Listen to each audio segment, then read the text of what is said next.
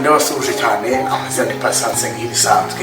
Okay, ni wamuje no kora ku mpera 320 TV ndetse no kumva byose zitandukanye nayo mazina dukunda gukoresha. Nk'ibisanzwe dukora ibiganiro n'ama challenge ku bantu bagiye batandukanye cyangwa se ku ma topic menshi cyane. Okay, ubu ngubu tugiye kuganira ku bintu bijyanye no gushaka.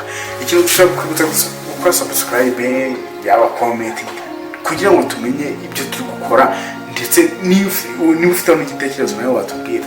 Ubundi gushaka ibi bintu ndatekereza byaraje ari scam kubera ko ubundi bwa mbere igihe umuntu yabaga azi ko agiye gufata izo nshingano hari uburyo byakorwaga ariko bitari muri fagiti yo gushaka ku buryo abantu baza bagaterana hamwe hari imbaraga nyinshi basize mu bintu bigomba gutunga abantu bari aho ngaho. Okay, reka dufate nk'urugero wenda turebe muri moro ya Afrika. Iyo turebye muri culture cyase mu banyafrika basanzwe ibintu biri naca abantu bose nubwo turi expected mu kuba twese twashaka bitewe n'amarari dufite cyangwa se amarangamutima hagati y'abahungu n'abakobwa, ako ubundi gushaka ntabwo abantu twakwiye kubacira imanza kubera ko kuri muntu ngafite imyaka runaka. Kubera ko ubundi reka tugende kuri Bibiliya nubwo bavuga ko hari uburyo ibintu bigenda bivuguruzanya mu isezerano rya kera cyangwa se rishya, ubundi umuntu wari wese yagenewe gushaka, ariko bitavuze ko ibyo bintu byaje ari itegeko. Kuko reka tujye wenda dufate mbere na mbere isi ikirema, biravuga ngo umuntu yararemwe wa mbere yari Adamu. Mu kurema Adamu yaje kumushakira urubavu, ubwo tuvuge ko ni Eva. Ako se ubundi iyo tugarutse kuri Abrahamu ba Dawidi ukuntu babikoraga, we yaragenaga agatoranya kandi nta bintu byari biteye amatsiko byinshi cyane ku buryo abantu bari kubifatiraho muri iki gihe tugeze. None ubu ngubu ni bari digitale bakaba barengagije analogue, ntabwo mbizi kubera ko ubu ngubu bisigaye bikonsa amafaranga menshi, cyangwa se usigaye wumva umuntu ariyo target afite yo kuba yashakaga mu bukwe niyo yaba nta bushobozi afite, ako akaba hari izindi mbaraga yegamiyeho yaba ku bushobozi cyangwa se bijyanye n'imyemerere ye ku Mana. Patience, ndakubaza akabazo gato. Yego, nta kibazo mbaza. Ese hari imyaka ntarengwa yo kuba umuntu yashaka umugore? Imyaka ntarengwa? Yes. Nta myaka ntarengwa. Nta n'imyaka fatizo yo kuba umuntu agomba gushaka, ahubwo ikintu kiriho ni uko umuntu agomba gushaka cyangwa se kuba yakorana imibonano n'uwo yashatse ari uko ageze mu gihe cy'amabyiruka. Ahubwo hari ikintu abantu batazi, icyo gihe cy'amabyiruka ubundi abantu bagisobanukirwa. Basobanurira igihe cy'amabyiruka rero.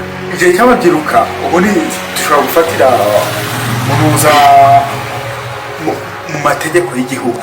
Rero nko mu Rwanda reka turebe umuntu ugeze mu mabyiruka aba ari hejuru y'imyaka 18 ariko akemera kuba yashaka agashinga umuryango ku myaka 21. Yes. Yego. Ese imyaka 21 ni nkakubaza ikibazo nkabane ni yihe myaka myiza kuri wowe yo kuba umuntu yashaka? Ni igihe bimurimo bishaka. Nta myaka. Ariko cyakoze ahantu bigorana ni ku bakobwa. Kubera ko abakobwa nyine igitsina ngo uri nabagenerwa bikoko. Kubera ko we ntabwo ashobora gufata umwanzuro wo kutikorera. Yego. Patience, ndakomeza nkubaza ikibazo ngira ni. Yego, nta kibazo mbaza. Ese ni iki ugereranije urebye ni iki gituma abantu muri kino gihe bakunda gushaka vuba muri kino gihe? Urebye nanone cyane ntabwo abantu bakunda gushaka, ahubwo ikintu abantu bashaka nuko urwego rw'imibonano rwazamutse kurusha uko abantu bashakana bubaka imiryango. Ese iyo mibonano ni wayikora utarashatse? Iyo mibonano hako ni icyaha gute?